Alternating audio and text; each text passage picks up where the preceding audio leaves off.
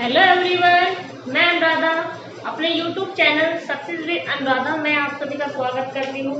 जैसे कि आपको पता है कि इससे पहले मेरे 7 लेक्चर हो चुके हैं। हमारा टॉपिक चल रहा था अधिगम। अधिगम में मैंने आपको अधिगम की विशेषताएं, अधिगम की परिभाषा, अधिगम की अवधारणाएं, अधिगम का अर्थ और अधिगम को लेकर परिभाषाएं, वो सब मैंने आपको अधिगम के सिद्धांत वगैरह मैं आपको बता चुकी हूँ। चलिए, आई होप सब आप अच्छे होंगे, अच्छे से अपने नोट्स बनाएंगे, अच्छे से पढ़ेंगे। तो चलिए आज का टॉपिक हम स्टार्ट करते हैं। आज का टॉपिक है मेरा व्यक्तित्व। इंग्लिश में कहते हैं इसको पर्सनैलिटी। क्या कहते हैं? पर्सनैलिटी। तो चलिए, पर्सनैलिटी होता क्या है? पर्सनैलिटी व्यक्ति, ये व्यक्ति है, व्यक्ति के जीने का ढंग, व्यक्ति के जीने का ढंग, व्यक्ति के जीने का ढंग कि वो कैसे जीता है, कैसे खाता है, कैसे पीता है, सब कुछ पर्सनैलिटी में आ जाता है। यानी कि हमारे रहने का, हमारे व्यवहार का और हमारे जीवन से सारी जुड़ी हुई घटनाएं, सब कुछ काय में आता है? पर्सनैलिटी में आता है। कि हम कैसे उठते हैं, कैसे बैठते हैं, कैसे खाते हैं, हम अपनी लाइफ को कैसे रिप्रेजेंट करते हैं, हम अपने व्यूज को किस तरह से रिप्रेजेंट करते हैं दूसरों के सामने, वही सब काय में आता है? पर्सनैलिटी में आता है। पर्सनैलिटी क्या है? हमारे जीने का जो ढंग है, हमारे जीवन व्यतीत करने का जो ढंग है, तरीका है, वही क्या कहलाता है? पर्सनैलिटी कहलाता है। पर्सनैलिटी का चलिए, तो बेसिक इंफॉर्मेशन होगी कि पर्सनैलिटी किसे कहते हैं। देखिए, व्यक्तित्व क्या है? व्यक्तित्व क्या है? व्यक्तित्व उस ढंग को कहते हैं जिसके द्वारा कोई व्यक्ति अपने परिवेश के साथ अच्छे से समायोजन कर सके या अनुकूलन करता है। यदि किसी व्यक्ति का अपने परिवेश के साथ समुचित अनुकूलन होता है तो उसका जो व्यक्तित्व है वो उत्तम होता है। यानी कि अगर वह अपने जो सामने कंडीशन है, परिस्थिति है, उसके अकॉर्डिंग अपने आप को ढाल लेता है, तो वही क्या कहलाता है? वही कहलाता है व्यक्तित्व। यानी कि परिस्थिति के अनुसार अपने आप को ढालना, वही चीजें व्यवहार में लाना क्या कहलाता है? व्यक्तित्व कहलाता है। व्यक्तित्व अच्छा क्या है? व्यक्तित्व है हमारी जो मूल प्रवृत्तियां हैं, स्वभाव है, भावनाएं हैं, जन्मजात शक्तियां हैं, उन सब का समुदाय, उन सबको मिलाकर, सारी चीजें मिलाकर क्या बनती है? व्यक्तित्व बनता है। तो क्या कहलाता है? व्यक्तित्व कहलाता है। हम कैसे उठते हैं, कैसे बैठते हैं, कैसे चलते हैं, कैसे खाते हैं, दूसरों के सामने हम खुद को कैसे रिप्रेजेंट कर रहे हैं, सब कुछ काय में आता है? हमारी पर्सनैलिटी में आता है। हमारे जीने का ढंग, हमारे जीने का तरीका, हमारे उठने का तरीका, हमारे बैठने का तरीका, हमारे खाने का तरीका, हमारा दूसरों के सामने बोलने का तरीका, अपने विचारों को दूसरों के सामने व्यक्त करने का तरीका, ये सब काय किसके अंदर आता है? पर्सनैलिटी के अंदर आता है। तो चलिए इसे नोट कर लीजिए आप।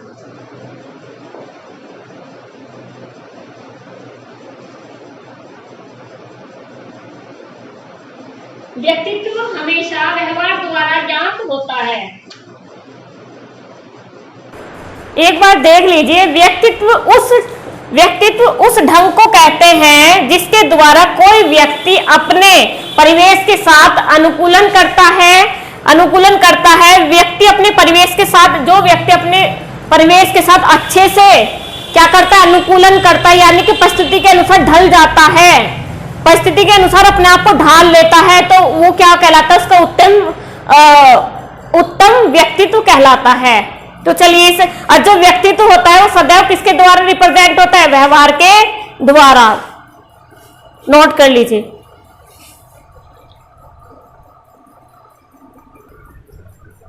चलिए देखिए, जो गैरिसन थे और कॉल्सी थे, वह अन्य वैज्ञानिक थे। उन्होंने क्या कहा था व्यक्ति के बारे में? व्यक्तित्व संपूर्ण मनुष्य है। यानी कि पूरा मनुष्य, यानी कि वो क्या करता है, क्या खाता है, कैसे बैठता है, कैसे उठता है, कैसे, मतलब सब कुछ, उसके पहनने का तरीका, उसके बोलने का तरीका, उसके चलने का तरीका, वो सब चीज किसमें आती है? व्यक्तित्व में आती है। यानी कि वो कह रहे हैं कि व्यक्तित्व संपूर्ण मनुष्य है, उसकी स्वाभाविक अभिरुचि तथा क्षमताओं और उनके भूतकाल में अर्जित किए गए ज्ञान, इन कारकों का संगठन तथा समन्वय व्यवहार प्रतिमानों, आदर्श मूल्यों तथा अपेक्षाओं की विशेषता से पूर्ण होता है।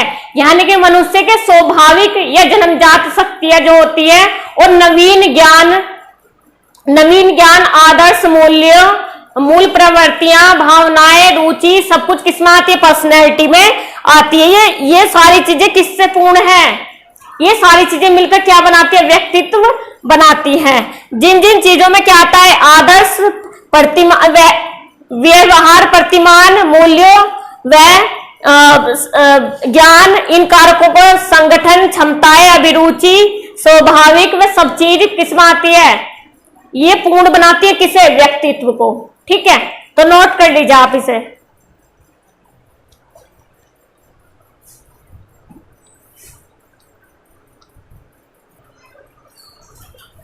देखिए, ये जो व्यक्तित्व है, ये जो दार्शनिक थे, दार्शनिक के दृष्टिकोण से व्यक्तित्व क्या है उन्होंने बताया है। दर्शन के अनुसार व्यक्तित्व आत्मज्ञान का दूसरा नाम है। व्यक्तित्व किसके अनुसार? दर्शन के अनुसार जो व्यक्तित्व है वो आत्मज्ञान का दूसरा नाम है। यह पूर्णता का प्रतीक है। ठीक है, दर्शन में से क्या कहा गया? इसे कहा गया है आत्मज्ञान का आत्मज्ञान का अध्ययन। इसमें हमारे जो दर्शन के अनुसार व्यक्तित्व आत्मज्ञान का दूसरा नाम है। ठीक है, यानी कि इसमें आत्मा का ज्ञान करते हैं। ठीक है, चलिए आगे चलते हैं। समाज शास्त्रीय दृष्टिकोण, इनके अनुसार, समाज के अनुसार, जो समाज शास्त्रीय के अनुसार व्यक्तित्व क्या है? व्यक्तित्व उन सभी तत्वों का संगठन है जिसके द्वारा व्यक्ति को समाज में कोई स्थान मिलता है। इसलिए व्यक्तित्व का एक सामाजिक प्रभाव है। यानी कि व्यक्तित्व उन सभी तत्वों का संगठन है जिसके द्वारा समाज में उन्हें क्या मिलता है? कोई स्थान मिलता है, सम्मान मिलता है। तो उसे क्या कहते हैं? यह व्यक्तित्व पर समाज का प्रभाव पड़ता है। मनोवैज्ञानिक दृष्टिकोण, मनोवैज्ञानिकों के अनुसार ये क्या है?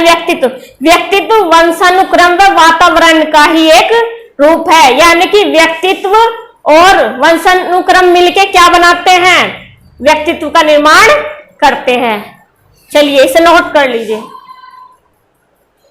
अच्छे से पढ़ेंगे। देखिए, कुछ नहीं है इसमें। व्यक्तित्व क्या है? व्यक्तित्व हमारे उठना, बैठना, चलना, हम अपने आप को कैसे रिप्रेजेंट करते हैं दूसरों के सामने, हमारा बोलना, हम अपने विचारों को दूसरे के सामने व्यक्त करना, अर्थात यही क्या कहलाता है? व्यक्तित्व कहलाता है। और कुछ नहीं है इसमें व्यक्तित्व में। ठीक है, व्यक्तित्व क्या है? व्यक्तित्व वही है जिसके द्वारा हमारे जीने का तरीका, यानी कि हम कैसे उठते हैं, कैसे बैठते हैं, कैसे चलते हैं, कैसे हम बाहर जाके किसी के सामने बोलते हैं, कैसे हम कपड़े पहनते हैं, कैसे हमारा व्यवहार है दूसरों के प्रति, कैसे हमारा उठना बैठना है, समाज के प्रति हमारा जुड़ाव कैसा है, ये सब कुछ क्या कहलाता है? यही कहलाता है व्यक्तित्व। ठीक है,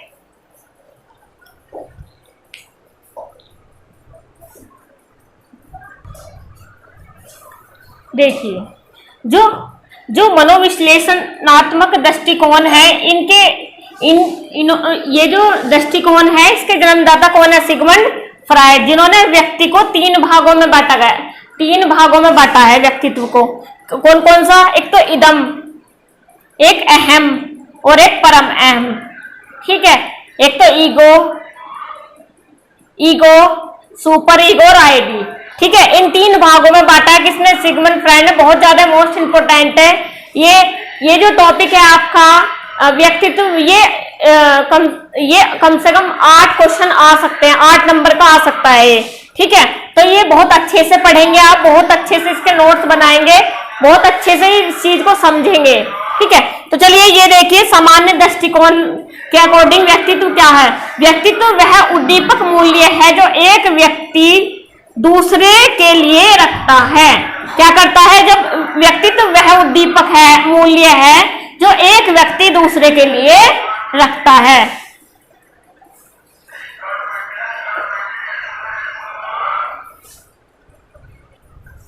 चलिए अब देखते हैं व्यक्तित्व का अर्थ, कि व्यक्तित्व का अर्थ क्या होता है। व्यक्तित्व पता है अंग्रेजी में इसको पर्सनैलिटी कहते हैं, और पर्सनैलिटी शब्द किससे लिया गया है? लैटिन भाषा के पर्सोना से लिया गया है। पर्सोना क्या है? पर्सोना का अर्थ होता है मुखौटा, यानी कि नकली चेहरा या फिर वो मास्क या फिर नकाब, इसे बोलते हैं किसको? पर्सोना को। ठीक है, तो प्राचीन समय में बाह्य रूपरेखा के आधार पर प्राचीन समय में व्यक्तित्व को परिभाषित किया जाता है। ठीक है, किसके आधार पे? प्राचीन समय में बाह्य रूप रेखा के आधार पर किसको? व्यक्तित्व को परिभाषित किया जाता है। लेकिन अब आधुनिक में से क्या कहा गया है? वर्तमान समय में बाह्य व आंतरिक गुणों का समावेश, यानी कि बाहरी जो हम बाहर रिप्रेजेंट करते हैं, और एक क्या है? एक आंतरिक गुणों का समावेश, यानी कि हमारे मन अंदर क्या चल रहा है, हम क्या सोच रहे हैं, क्या विचार कर रहे हैं, और वही सब गुणों का सम्मेलन क्या कहलाता है? व्यक्तित्व कहलाता है। यानी कि हमारे आंतरिक गुण कैसे? यानी कि हम किसी से बात नहीं कर रहे बिल्कुल भी, और अंदर ही अंदर गहराई में सोचे जा रहे हैं, बहुत ज्यादा मन ही मन सोच रहे हैं कि भाई ये तो बहुत बुरा इंसान है, इसका मुंह तोड़ दूं, इस तरह से बहुत सारी चीजें हैं। हम लोग सोचते हैं मन ही मन, हम बहुत कुछ चल रहा होता है हमारे, हम दूसरों के सामने उसको नहीं रिप्रेजेंट कर पाते हैं ना। और एक बाह्य होता है, यानी कि हम खुल के बोलते हैं, खुल के अपने विचार रखते हैं ना, मन में कुछ नहीं रखते, मन का साफ इंसान। ठीक है, तो वही क्या कहलाता है? उसका समावेशन क्या कहलाता है? व्यक्तित्व कहलाता है। वर्तमान समय में इसको माना गया है।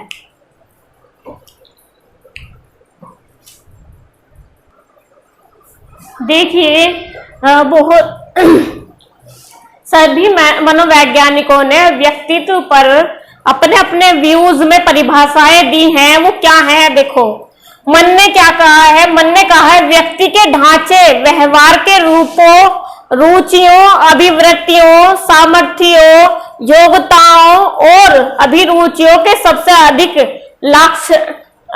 लाक्षणिक संकलन के रूप में की जा सकती है। यानी कि व्यक्ति के ढांचे, उसकी मनोवृत्तियां, उसकी भावनाएं, उसकी रुचियां, उसके सभी लक्षण, अभिरुचियां, सामर्थ्य, सब कुछ किसमें आता है? उसके रूप में व्यक्तित्व को माना जा सकता है। ठीक है, ये सब का किसके अंदर आते हैं? व्यक्तित्व के अंदर आती है। दूसरा है अल्पोर्ट, इम्पोर्टेंट है, एक नंबर में पूछ लेता है, बार बार ये दी गई है।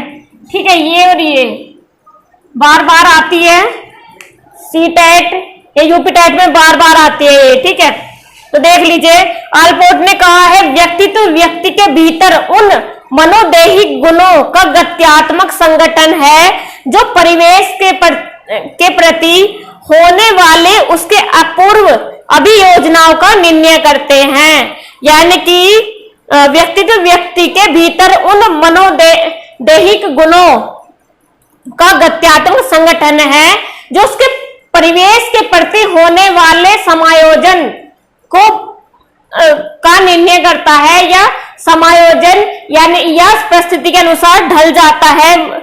वही किसके अंदर आता है? व्यक्तित्व के अंदर आता है। वुडवर्थ ने क्या है? व्यक्तित्व के व्यवहार का समूचा सार ही उसका व्यक्तित्व है। यानी कि व्यवहार में जितना सब कुछ आता है, उसका खाने का, पीने का, उठने का, चलने का, बैठने का, रिप्रेजेंट करने का, अपने आप को बोलने का, सब कुछ ये किसके अंदर आता है? उसका व्यक्तित्व को दर्शाता है। एक बार नोट कर लो आप।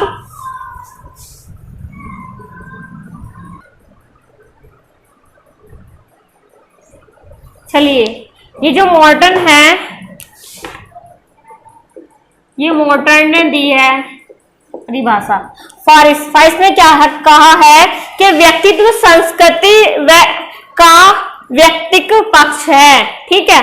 और मॉर्टन ने क्या कहा है, व्यक्तित्व व्यक्ति के जन्मजात तथा अर्जित स्वभाव, मूल प्रवृत्तियों, भावनाओं तथा इच्छाओं आदि का समुदाय है। ये क्या है, व्यक्तित्व व्यक्ति के जन्मजात तथा अर्जित स्वभाव, मूल प्रवृत्तियां, भावनाओं तथा इच्छाओं आदि का समुदाय है। किसने कहा है ये, मॉर्टन ने। कैटल ने क्या कहा है, इंपोर्टेंट है भाई, ये दे देता है एक नंबर में, व्यक्तित्व वह है जिसके द्वारा हम भविष्यवाणी कर सकते हैं कि किस परिस्थिति में व्यक्ति क्या करेगा या क्या कार्य करेगा या कैसे कार्य करेगा, ठीक है। किसने कहा है, कैटल ने कहा है। गिलफोर्ड ने क्या कहा है, गिलफोर्ड ने कहा है व्यक्तित्व व्यक्ति के गुणों का समन्वित रूप है, यानी कि व्यक्तित्व व्यक्ति के गुण, जितने भी गुण हैं उसके सारे, उसका क्या है, एक समुदाय है, समन्वित है, रूप है, ठीक है। चलिए आप इसे नोट कर लो। आप, आई होप कि आप अच्छे से अपने नोट्स बनाएंगे। बहुत इजीली मैं आपको सब कुछ बता रही हूँ, सारा टॉपिक बहुत इंपॉर्टेंट है, तो आप अच्छे से अपने नोट्स बनाएंगे। और साथ के साथ आप मेरा चैनल भी सब्सक्राइब कीजिए, ज्यादा से ज्यादा शेयर कीजिए, ताकि मुझे भी मोटिवेशन मिल सके, ठीक है। तो आप नोट कर लो ये।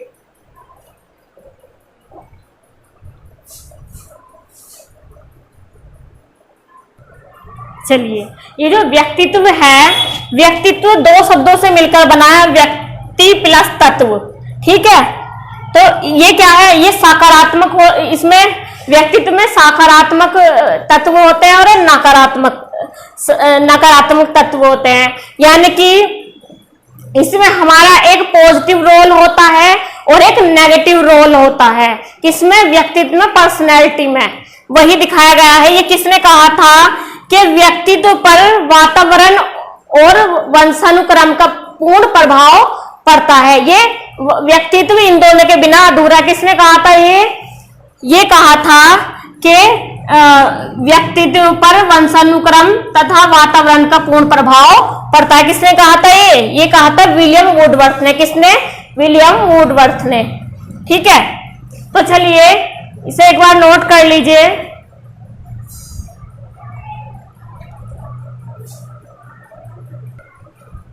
चलिए, तो ये क्या था, मैंने अभी आपको बताया था, ये किसने कहा था, ये किसने कहा था कि वंशानुक्रम व वातावरण का जो प्रभाव है, ये दोनों मिलकर क्या बनाते हैं, व्यक्तित्व बनाते हैं। कौन कौन से, वंशानुक्रम और वातावरण, ठीक है।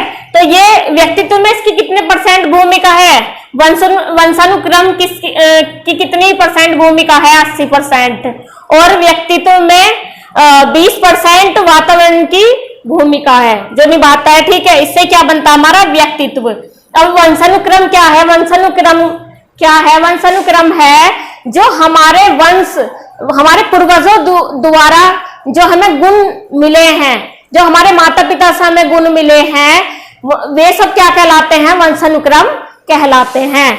तो चलिए 1961 में संशोधन किया किसने, ऑलपोर्ट ने। ऑलपोर्ट ने क्या दिया था,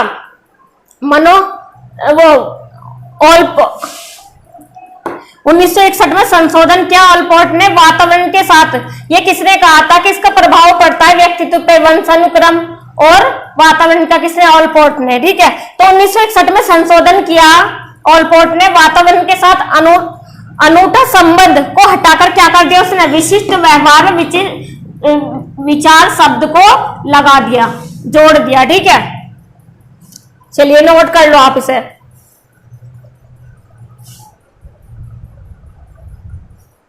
इसका जो प्रभाव पड़ता है, इसका व्यक्तित्व बराबर क्या, वंशानुक्रम गुना वातावरण। ये किसने कहा था, ये कहा था वुडवर्थ ने, विलियम वुडवर्थ ने, ठीक है। चलिए नोट कर लो आप इसे एक बार।